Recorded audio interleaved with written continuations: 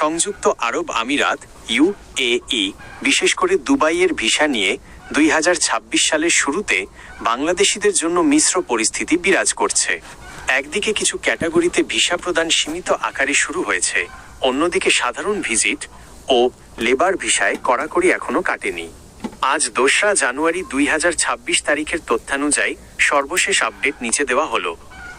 Visit visa বর্তমান অবস্থা। বর্তমানে বাংলাদেশিদের জন্য সাধারণ ট্যুরিস্ট বা ভিজিট ভিসা পাওয়া বেশ চ্যালেঞ্জিং। তবে সম্পূর্ণ বন্ধ নয়, নির্দিষ্ট কিছু ট্রাভেল এজেন্সি বা অনুমোদিত পোর্টালের মাধ্যমে সীমিত সংখ্যক ভিসা ইস্যু হচ্ছে। ভবিষ্যৎ।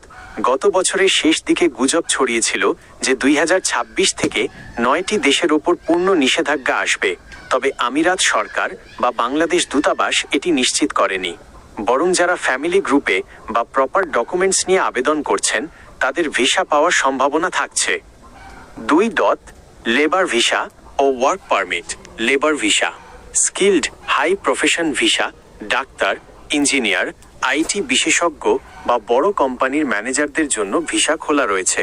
তবে এই ক্ষেত্রে আপনার শিক্ষাগত যোগ্যতার সনদ সার্টিফিকেট অবশ্যই ওমান বা আমিরাত দূতাবাস থেকে সত্যায়িত হতে হবে।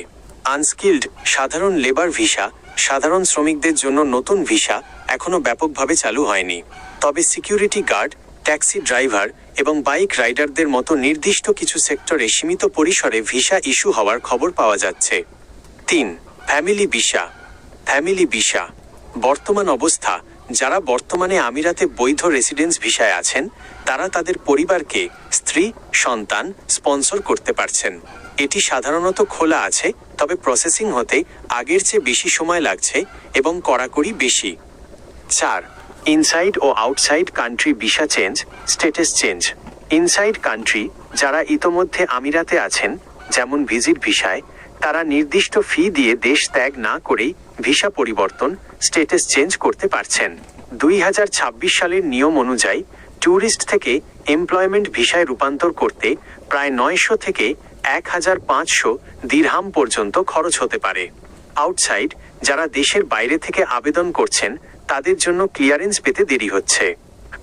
ভিসা কি পুরোপুরি বন্ধ? কবে চালু হবে?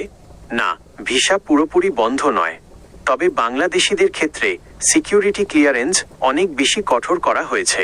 কূটনৈতিক আলোচনা চলছে এবং আশা করা হচ্ছে 2026 সালের মাঝামাঝি নাগাদ সাধারণ কর্মীদের জন্য শ্রমবাজার আরও সহজ হবে।